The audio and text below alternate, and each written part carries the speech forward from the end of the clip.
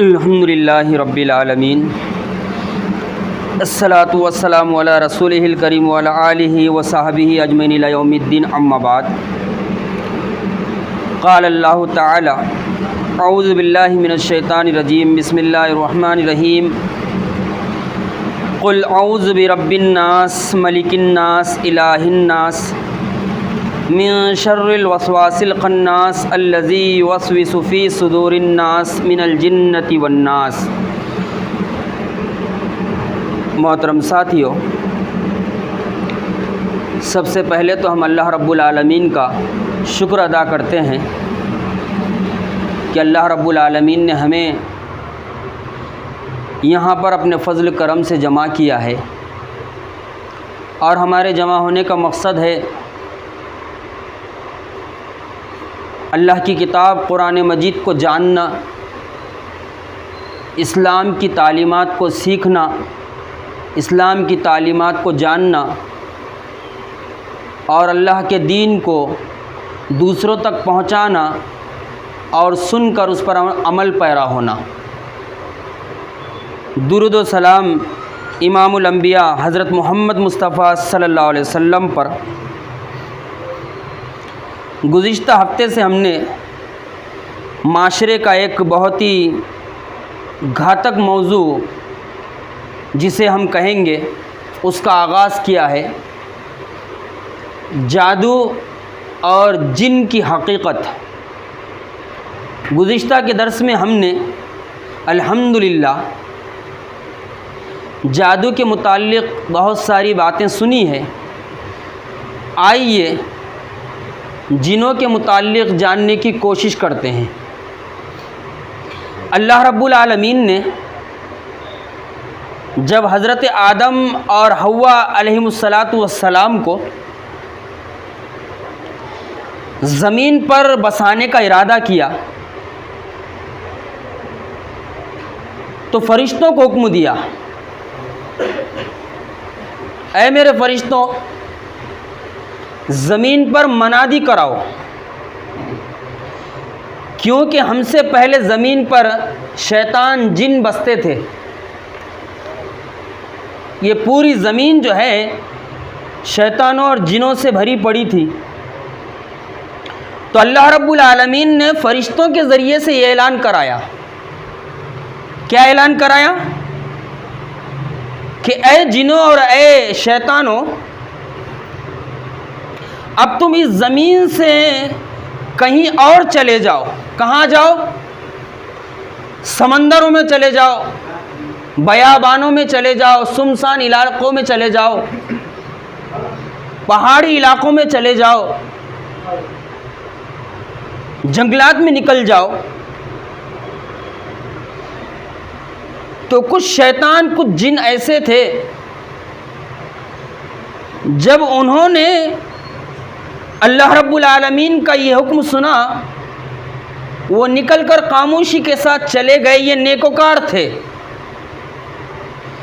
کچھ ایسے تھے جنہوں نے ہٹ دھرمی اختیار کی، وہ جانے کے لیے تیار نہیں ہوئے۔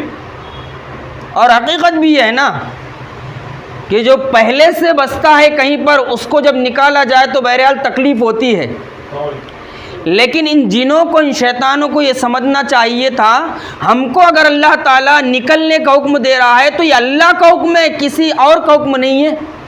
اور اللہ تعالیٰ جو چاہتا ہے کرتا ہے، جس چیز کا حکم دے دے، بندوں کا کام ہے اس چیز کو، اس حکم کو ماننا۔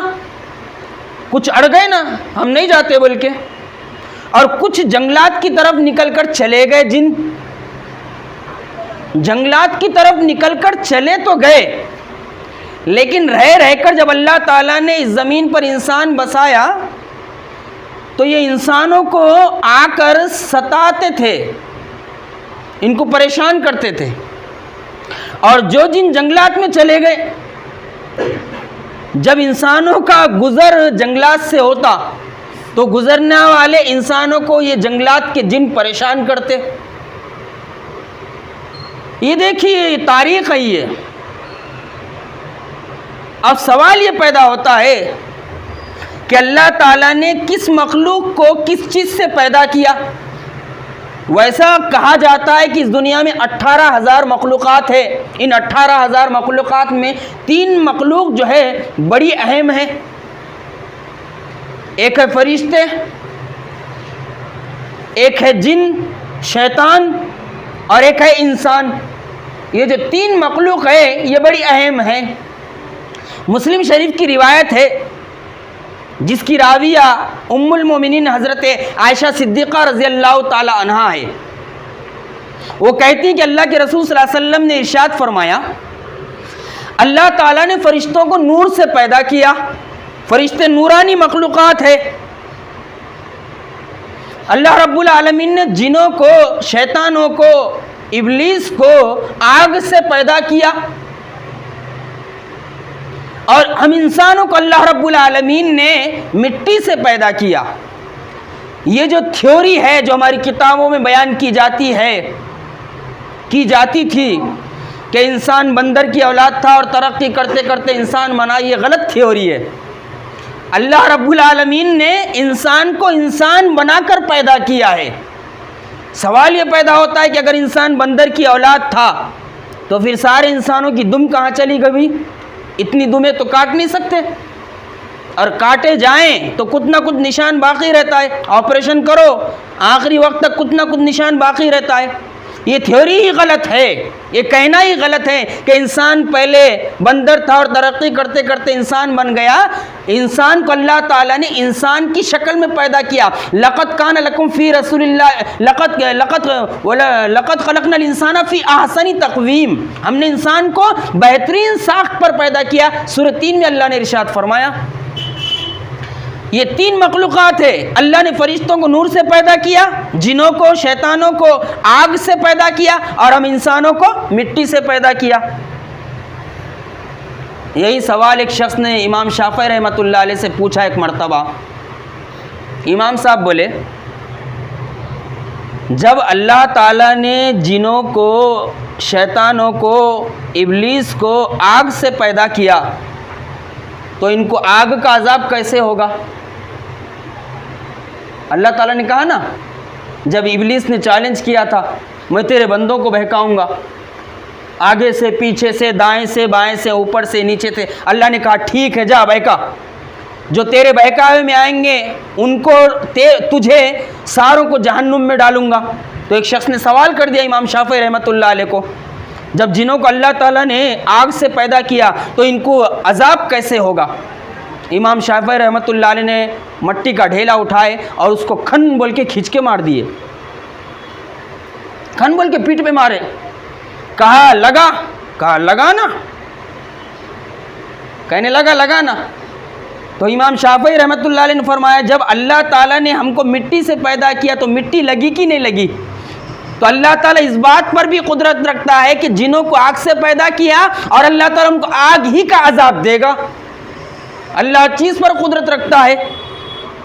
اب دیکھو، یہ ہو گئی 3 مخلوقات، اور ان کو کس چیز سے پیدا کیا یہ مسلم شریف کی روایت ہم کو بتاتی ہے. اب سوال یہ پیدا ہوتا ہے کہ جنوں کو جن کیوں کہا جاتا ہے؟ جنوں کو جن کیوں کہا جاتا ہے یہ جاننا بہت ضروری ہے، تاکہ آج جو چڑھ رہا نا ماحول، اس کو جن لگ گیا، اس کو آصف کا اثر ہو گیا، وہ فلاں آ رہا تھا بولے اس کو جھوڑپ دیا، وہ فلاں جا رہا تھا اس کا ہاتھ پکڑ لیا، فلاں آ رہا تھا اس کا پیر پکڑ لیا. یہ جاننا ضروری ہے یہ، تاکہ ہم علم کی روشنی میں جانیں اور جان کر خود بھی بچے اور اللہ کے دیگر بندوں کو بچانے کی کوشش کرے. اب سوال یہ پیدا ہوتا ہے کہ جن کو جن کیوں کہا جاتا ہے؟ جن کو جن اس لیے کہا جاتا ہے کہ یہ مخلوق نظر نہیں آتی. جنوں کو جن اس لیے کہا جاتا ہے کہ جن نظر نہیں آتے، اسی لیے ان کو جن کہا جاتا ہے. اسی لیے دیکھو، اس بچے کو جنین کہا جاتا ہے جو ماں کے پیٹ میں ہوتا ہے لیکن نظر نہیں آتا. اس بچے کو جنین کہا جاتا ہے جو ماں کے پیٹ میں تو ہوتا لیکن نظر نہیں آتا.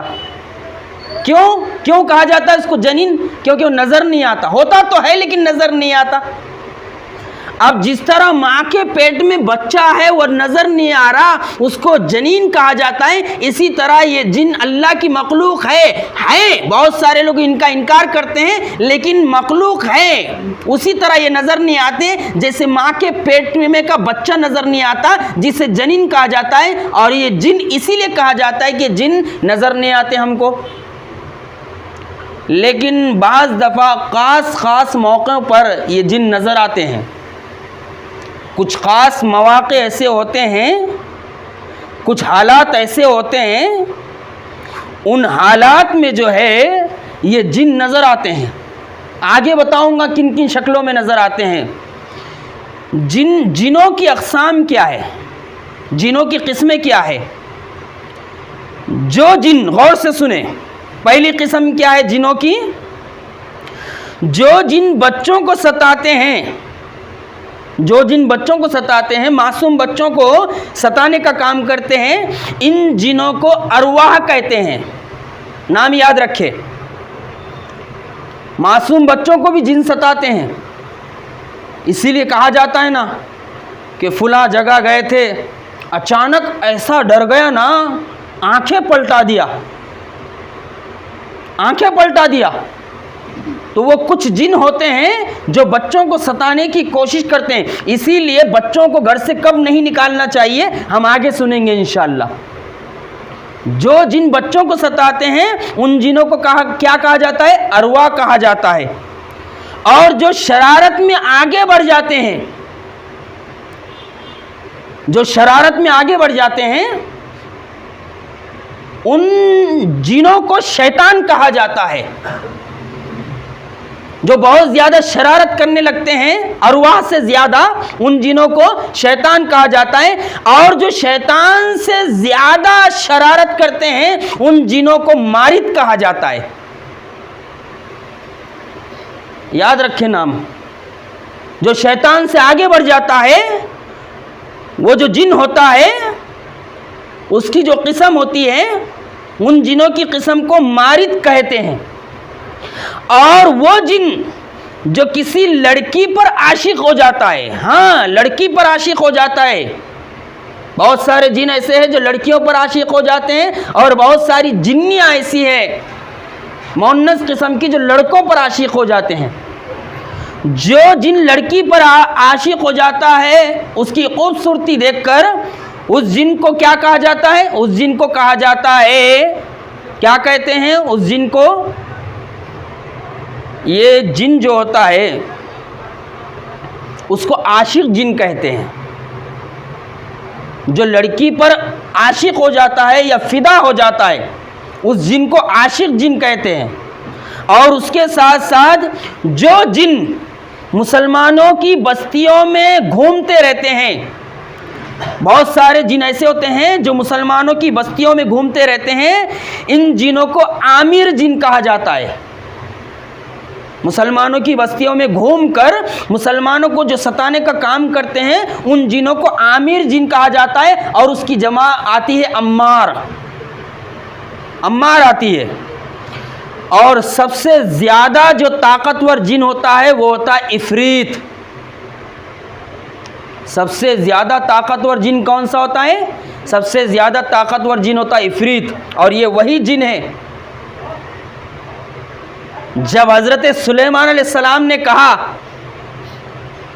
کہ ملکہ سبا یہاں پہنچنے سے پہلے اس کا تخت کون لائے گا، ایک جن نے کہا میں ابھی لاتا ہوں، عفریت نے کہا آنکھ پلک جھپکتے ہوئے میں اس جن کو اس تخت کو لا لوں گا۔ پلک جھپکی نہیں کہ اس جن نے تخت کو لا دیا۔ حضرت سلیمان علیہ السلام اس تخت کو دیکھنے لگے جو ملکہ سبا کا تھا۔ یہ سب سے خطرناک اور سب سے ڈینجر جن ہوتا ہے جسے عفریت کہا جاتا ہے۔ اب جنوں کی قسمیں ہیں، وہ قسمیں کیا ہیں؟ پہلی قسم ہے وہ جن جو ہوا میں اڑتے ہیں، پہلی قسم ہے جن ہوا میں اڑتے ہیں۔ اللہ رب العالمین نے جنوں کو یہ طاقت دی ہے کہ وہ ہوا میں اڑیں، اور یہ سب اللہ کی دین نہیں ہے، ہوا میں اڑتے رہتے ہی ہے۔ اسی لیے دیکھو گزشتہ ہفتے کو میں نے جادوگروں کی جو شرائط بتائی تھی، اور جب کوئی شخص جادوگر بنتا ہے نا، اور جادوگر بننے کے بعد جن اس کا جب دوست بن جاتا ہے، یہ جن ہوا میں اڑنے کی وجہ سے بہت ساری باتوں کا علم حاصل کر لیتے ہیں، بہت ساری باتیں معلوم کر لیتے ہیں۔ جب یہ عامل، یہ جادوگر جو ہے، جب کسی کو دیکھتا ہے، کسی پیشنٹ کو دیکھتا ہے، کسی مریض کو دیکھتا ہے، یہ ہوا میں اڑنے والے جن اس کے کان میں پڑھ کر چلے جاتے ہیں کہ جو پیشنٹ آ رہا ہے اس کو فلاں مرض ہے، اور جب وہ آتا ہے، مرض ہے، مرد ہو کہ عورت ہو، جب وہ آتا ہے تو یہ عامل کہتا ہے ہاں میں بتاؤں گا آپ کو کیا ہوا ہے، اور جادو کے زور پر بتاتا ہے کہ ایسا ہوا ہے، حالانکہ وہ جن کان میں پڑھ کر چلے جاتا کہ فلاں شخص آ رہا ہے اور اس کو ایسا ہوا ہے۔ کیوں؟ کیونکہ جن ہوا میں اڑتے ہیں۔ یہ پہلی قسم ہے، دیکھو، جنوں کی جو ہوا میں اڑتے ہیں۔ اور دوسری قسم کون سی ہے جنوں کی؟ جنوں کی دوسری قسم وہ ہے جو سانپ اور کتے کی شکل میں گھومتے پھرتے ہیں، جو سانپ اور کتے کی شکل اختیار کرتے ہیں۔ اسی لیے اللہ کے رسول صلی اللہ علیہ وسلم نے ارشاد فرمایا، کالا کتا جس کے جسم پر کوئی اور دھبا نہ ہو، معمولی بھی دھبا نہ ہو، کالا، ایک دم کالا سیاہ کتا، وہ جن ہوتا ہے۔ اور وہ سانپ جو کالا ہوتا ہے، پورے طریقے سے نیچے سے اوپر تک اس کے جسم پر کوئی اور دھبا نہیں ہوتا، اللہ کے رسول صلی اللہ علیہ وسلم نے ارشاد فرمایا وہ جن ہوتا ہے۔ لیکن ضروری نہیں ہے کہ ہر کالا سانپ جن ہو، ہر کالا کتا جن ہو، لیکن یہ بات کہی جا سکتی ہے کیونکہ اللہ کے رسول کا فرمان ہے کہ کالا سیاہ کتا یہ جن ہے، اور کالا سیاہ سانپ یہ بھی جن ہوتا ہے۔ اور اکثر و بیشتر جو جن ہوتے ہیں وہ خزانے کے اوپر ہوتے ہیں، خزانے کے اوپر ہوتے ہیں۔ اسی لیے جس خزانے کے اوپر سانپ ہو، اس خزانے کے اوپر بھول کر ہاتھ نہیں ڈالنا چاہیے۔ آج کل معاشرے اور سماج میں لالچ اتنی بڑھ گئی ہے، خزانہ نکالنے کا اتنا شوق چڑھ گیا لوگوں کو، کچھ بھی الٹی سیدھی حرکتیں کر کے خزانہ نکالنے کی کوشش کر رہے ہیں۔ یاد رکھیں اچھے طریقے سے، کسی کی قسمت میں اگر خزانہ ہو، کسی کو خزانہ ملنا ہو، اللہ رب العالمین اس کے قدموں میں لا کر ڈال دے گا اور اس سے نقصان نہیں ہوگا۔ لیکن اگر خزانہ نکالنے کی چکر میں جائیں، ایک تو عقیدہ بھی خراب، نکالنے والے عقیدہ بھی خراب کرتے، پیسہ بھی برباد کرتے، اور اس کے ساتھ ساتھ جان بھی خراب ہوتی۔ بہت سارے ایسے ہوتے ہیں جو کہتے ہیں کہ بھائی آپ کی بڑی بہو ہے، اس کی جان مانگ رہا ہے، آپ کا بڑا بیٹا ہے، اس کی جان مانگ رہا ہے، آپ کا بڑا پوتا ہے، اس کی جان مانگ رہا ہے، آپ کا فلاں رشتہ دار ہے، اس کی جان مانگ رہا ہے، اور یہ بے وقوف لالچ میں کیا کرتے ہیں، یہ جانیں گنوا دیتے ہیں اور زندگی بھر پچھتاتے ہیں۔ اس لیے ان چکروں سے ہمیں بچنے کی کوشش کرنا چاہیے۔ ہاں، جس کی قسمت میں رہا انشاءاللہ اللہ تعالیٰ اس کے قدموں میں لائے گا، اس کو ملے گا۔ اور حکم یہ ہے کہ اگر کسی کو خزانہ مل جائے خدمت اور تقدیر کی بنیاد پر تو اس کو زکوٰۃ نکالنی چاہیے، لیکن بلا وجہ ان چکروں سے بچنا چاہیے کیونکہ اس میں بہت نقصان ہے، جان کا بھی، مال کا بھی، عقیدے کا بھی، بہت سارا نقصان ہے۔ اور تیسرے وہ جن جو شریعت کے پابند ہیں اور اپنی اصلی شکل و صورت میں رہتے ہیں۔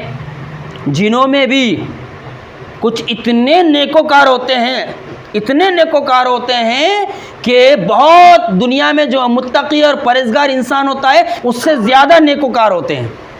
جنوں میں بھی بہت اللہ تعالیٰ کے جو ہے فرما بردار ہوتے ہیں۔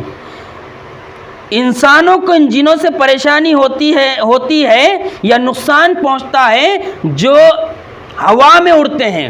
کن جنوں سے انسانوں کو نقصان پہنچتا ہے؟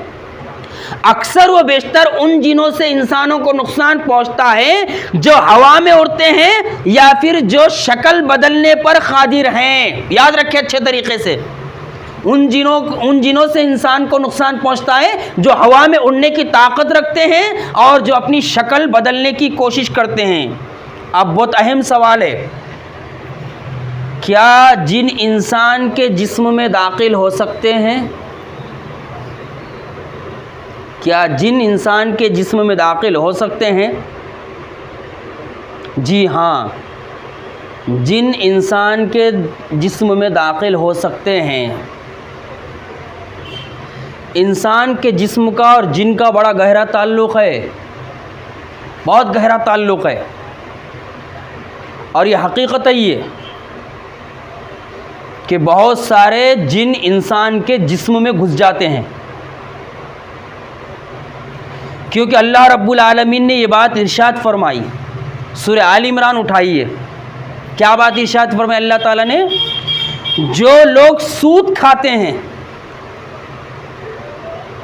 جو لوگ سود کھاتے ہیں وہ اللہ کے پاس ایسے آئیں گے کل قیامت کے دن جیسے وہ لوگ جن کو شیطان نے چھو کر بولا کر دیا ہے۔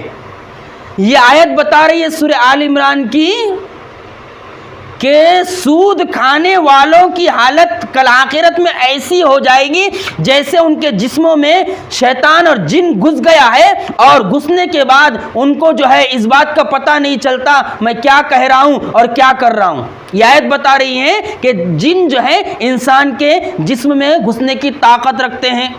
اب دیکھیے ذرا روایت سنیے، اللہ کے رسول صلی اللہ علیہ وسلم اعتکاف میں بیٹھے ہوئے ہیں، اللہ کے رسول اعتکاف میں بیٹھے ہوئے ہیں، آپ کی ایک بیوی ملنے کو آئی آپ کو، رات کا وقت تھا، اندھیرا تھا، جب وہ جانے لگی تو اللہ کے رسول صلی اللہ علیہ وسلم ان کے ساتھ آئے چھوڑنے کے لیے۔ جب اللہ کے رسول صلی اللہ علیہ وسلم کے ساتھ آئے، سامنے سے دو صحابی رسول گزرے اور اللہ کے رسول کو دیکھ کر ایک دم اسپیڈ سے گزرے۔ جب وہ اسپیڈ سے گزرے تو اللہ کے رسول صلی اللہ علیہ وسلم نے ان دونوں کو آواز دی، اور آواز دینے کے بعد وہ دونوں رک گئے، کہا ادھر آؤ۔ جب وہ دونوں آ گئے تو اللہ کے رسول صلی اللہ علیہ وسلم نے کیا ارشاد فرمایا؟ دیکھیے اللہ کے رسول صلی اللہ علیہ وسلم نے ارشاد فرمایا، اے میرے صحابہ یہ میری بیوی ہے۔ دیکھیں، یعنی اللہ کے رسول صلی اللہ علیہ وسلم نے صحابہ اکرام کو بدگمانی سے بچانے کے لیے بات واضح کر دی، کہا اے میرے صحابہ یہ میری بیوی ہے، صفیہ ہے یہ۔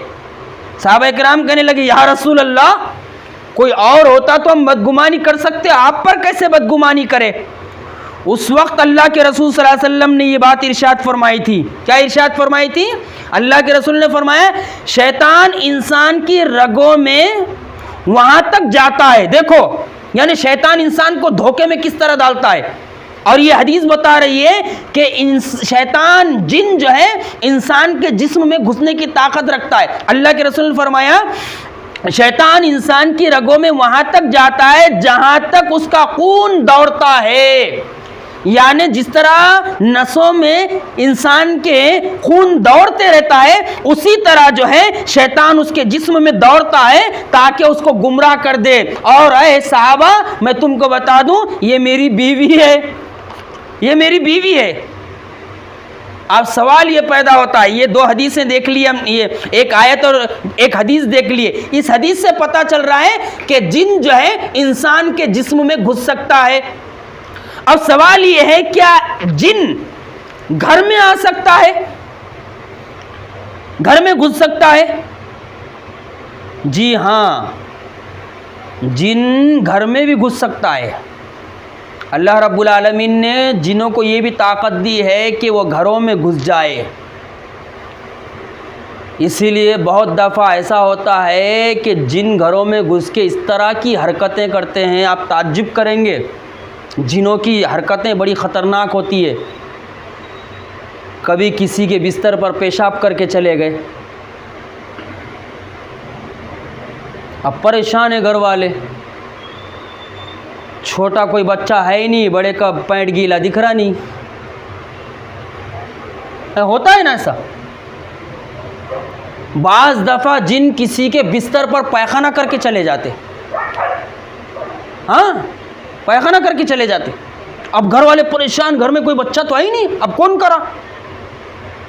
تو یہ جنوں کی شرارت رہی تھی۔ بعض دفعہ جن گھروں میں سے پیسے لے کر بھاگ جاتے، پیسے چرا دیتے، اور انسان کا شک گھر والوں پہ جاتا، اور یہ جو عامل اور یہ جادوگر جو رہتے نا یہ انسانوں کو اس طرح گمراہ کر کے ہاں مجھے معلوم ہے تمہارے گھر میں فلاں شخص نے لیا ہے، لگ گئی لڑائی، جھگڑے لگ گئے۔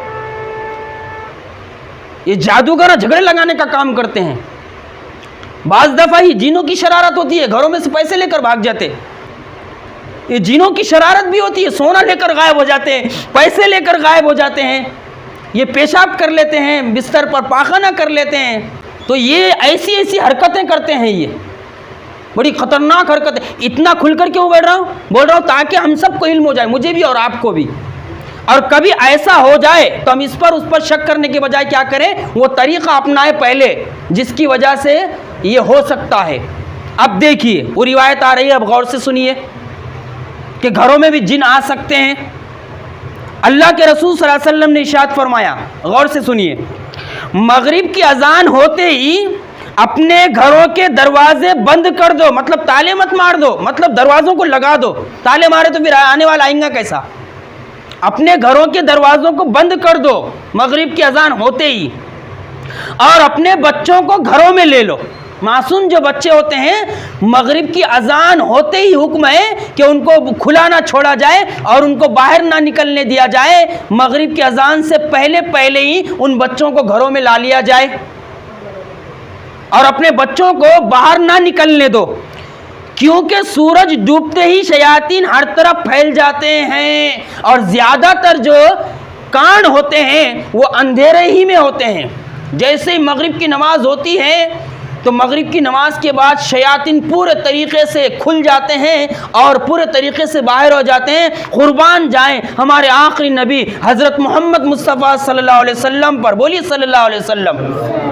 اسی لیے تو اللہ تعالیٰ نے ارشاد فرمایا, وَمَا أَرْسَلْنَاكَ إِلَّا رَحْمَةً لِّلْعَالَمِينَ, اے پیغمبر ہم نے آپ کو رحمت بنا کر بھیجا ہے, مردوں کے لیے, عورتوں کے لیے, بچوں کے لیے, جانوروں کے لیے, انسانوں کے لیے, درختوں کے لیے, شجر کے لیے, حجر کے لیے, سب کے لیے رحمت بنا کر بھیجا ہے. اور حقیقت میں ہمارے نبی سارے عالم کے لیے, سارے ورڈ کے لیے رحمت تھے. اللہ کے رسول صلی اللہ علیہ وسلم نے فرمایا, جیسے ہی مغرب کی اذان ہو جائے اور نماز ہو جائے, اپنے گھروں کے دروازے بند کر دو, اپنے بچوں کو اندر لے لو, اور کیا کرو معلوم, جب دروازہ لگاؤ تو بسم اللہ بول کر لگاؤ.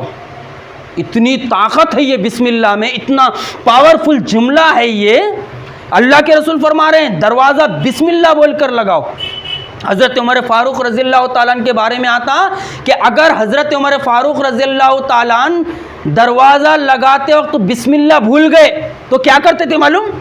دروازہ لگاتے وقت بسم اللہ بھول گئے تو باہر جاتے تھے, باہر نکل کے گھر میں آتے تھے, بسم اللہ بول کے دروازہ لگاتے تھے اگر کبھی بھول جاتے تھے. اللہ کے نام کی بڑی برکت ہے. اسی لیے ہمیں چاہیے جب ہم اپنے گھروں کے دروازے لگائے سوتے وقت خاص کر تو ہمیں بسم اللہ بول کر دروازہ لگانا چاہیے. اور اس کے ساتھ اللہ کے رسول صلی اللہ علیہ وسلم نے فرمایا اپنے کھانوں کے برتنوں کو ڈھانک کر رکھو, کھلے مت چھوڑو. اسی طرح پانی کے برتنوں کو ڈھانک کر رکھنے کا حکم ہے. پانی کے برتن ہیں, کھانے پینے کے برتن ہیں, ان برتنوں کو ڈھانک کر رکھنے کا حکم ہے. اچھا بسم اللہ کیوں بولنے کا حکم ہے معلوم آپ کو؟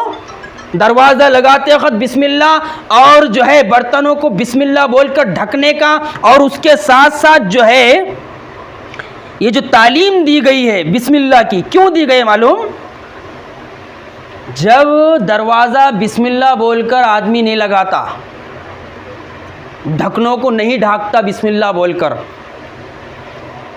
تو شیطان کہتا ہے اپنے حواریوں سے, اے میرے ساتھیوں آج ہمیں کھانا بھی مل گیا اور ایک گھر میں آرام کرنے کا موقع بھی مل گیا. اور اس گھر میں گھس جاتے, بولتے شیطان, جن گھس جاتے اس گھر میں آرام بھی کرتے ہیں اور اس کے ساتھ ساتھ کیا کرتے ہیں, کھانا بھی کھاتے. ہمیں سونے کو بھی مل گیا اور ہمیں کھانے کو بھی مل گیا. اور جس دروازے پر بسم اللہ کہا جاتا ہے شیطان دروازے کے اوپر کھڑے رہ کے کہتا ہے اے میرے دوستوں آج اس گھر میں نہ گھسنے کا موقع ہے اور نہ ہی ہمارے لیے کھانے کا انتظام ہے, کھانے کا انتظام ہے. اسی لیے اللہ کے رسول صلی اللہ علیہ وسلم نے فرمایا دیکھو جب انسان سوتا ہے تو شیطان اس کی ناک کے بانسے میں رات گزارتا ہے. اس میں ناک کے بانسے میں رات گزارتا شیطان انسان جب سوتا ہے. اسی لیے اللہ کے رسول صلی اللہ علیہ وسلم نے ارشاد فرمایا کہ جب انسان سوتا ہے تو شیطان اس کے ناک کے بانسے میں رات گزارتا ہے، اور جب انسان فجر کو اٹھتا ہے اور فجر کو اٹھ کر جو ہے وضو بناتا ہے تو وہ ناک میں سے جو ہے وہ شیطان نکل کے بھاگ جاتا ہے۔ ایک روایت میں ہے کہ ناک کو گانٹھا مارتا ہے، اور جب انسان فجر کی نماز پڑھ لیتا ہے تو فجر کے نماز کے لیے جب ہم وضو بناتے ہیں، وضو کے ذریعے سے وہ گانٹھ کھل جاتی ہے۔ یہ اللہ کے رسول صلی اللہ علیہ وسلم کا فرمان ہے۔ اب دیکھو حضرت آدم علیہ السلام کے بارے میں ذرا غور سے سنو، کتنا خطرناک ہے یہ شیطان اور شیطان کی ذریت جو جن ہے۔ ذرا غور سے سنیں، جب اللہ تعالیٰ نے حضرت آدم علیہ السلام کا پتلا بنایا، ابھی اس میں روح نہیں پھونکی، پتلا بن کے تیار ہو گیا، تو شیطان کیا کرتا تھا معلوم؟ شیطان حضرت آدم علیہ السلام کا جو پتلا تھا، جو ناک بنی ہوئی تھی نا، ناک کے اندر سے پیٹ میں گھستا تھا، کہتے ناک کے اندر سے پیٹ میں گھستا اور پورے جسم کا چکر لگاتا اور پاخانے کے ذریعے سے باہر نکل جاتا۔ ابھی روح نہیں پھونکی اس میں، اور کبھی کبھی پاخانے کے ذریعے سے اندر گھستا اور ناک کے ذریعے سے باہر نکلتا، اور باہر نکل کے حقارت سے کہتا یہ ہے انسان، یہ اللہ انسان کو پیدا کر رہا، یہ مخلوق پیدا کر رہا، ارے میں تو اس کے اندر گھس کے نکل جا رہا۔ حقارت سے کہتا، گھمنڈ کے ساتھ کہتا۔ یہ احمد کی روایت ہے۔ دیکھو اب ایک اور چیز سنتے ہیں، کیا ایک وقت میں انسان کے جسم میں ایک سے زیادہ جن پناہ لے سکتے ہیں؟ آخری بات آ رہی ہماری، ایک جسم کے اندر ایک جن سے زیادہ جن گھس سکتے کیا؟ بہت سارے لوگ بولتے نا، اور ابھی تحقیق کے پہلے میں بھی یہی سمجھتا تھا کہ ایک جسم کے اندر کئی شیطان اور کئی جن گھس سکتے، لیکن صحیح تحقیق یہ ہے کہ ایک جسم کے اندر ایک جن کے علاوہ دوسرا جن گھستا ہی نہیں۔ کیوں نہیں گھستا؟ کیونکہ جب کسی انسان کے جسم کے اندر جن گھس جاتا ہے تو وہ ہوش میں نہیں رہتا، وہ آپے سے باہر ہو جاتا ہے، اس کو یہ پتہ ہی نہیں رہتا میں کیا کہہ رہا ہوں، میں کیا کر رہا ہوں، میرے ساتھ کیا کیا معاملہ ہو رہا ہے۔ اب اندازہ لگائیے، ایک جن کسی انسان کے جسم میں گھس گیا، وہ ہوش و حواس میں نہیں ہے، اگر 10-20 جن گھس جائے تو کیا حالت ہوگی؟ اور اللہ تعالیٰ نے کیا ارشاد فرمایا؟ لا یکلف اللہ نفسا الا وسعها، ہم کسی شخص پر اس کی طاقت سے زیادہ بوجھ ڈالتے نہیں۔ اسی لیے علماء کرام نے لکھا ہے کہ ایک انسان کے جسم میں ایک جن ہی گھس سکتا ہے، اور ایک ہی جن گھستا ہے، اور یہ جو عامل ہوتے ہیں کہ اس کے جسم میں 5 جن ہے، اس کے جسم میں 10 جن گھس گئے ہیں، یہ بات درست نہیں ہے، کیونکہ اللہ تعالیٰ نے ارشاد فرمایا۔ اور سوال یہ پیدا ہوتا